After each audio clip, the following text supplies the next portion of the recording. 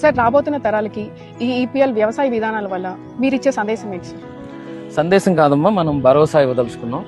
ఎట్లాంటి భరోసా అంటే, మనం ఎరువులు ఏదైతే ఉందో మన విధానంలో మన సొంతగా తయారు చేసినటువంటి ఎరువులు, రీజన్, బయోడైన్, హెచ్ వాటర్, ఇవన్నీ కూడా మన ఎవర్ గ్రో కానీ ఇవన్నీ మన సొంత విధానాల్లో తయారు చేశాము.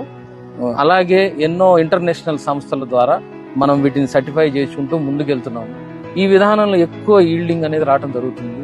సో ఎవరైతే యువత ముందుకు వస్తున్నారో వారందరూ కూడా వ్యవసాయ విధానాన్ని నమ్మి ముందుకు రావచ్చు. ఎందుకంటే మనకి ఎక్కువ ఈల్డింగ్ రావటమే కాకుండా సహజ సిద్ధమైన ప్రొడక్ట్ తక్కువ ఖరీదులోనే వ్యవసాయ విధానంలో మనం పొందగలుగుతాం. అలా పొందటం అనేది మన విధానంలో భాగము.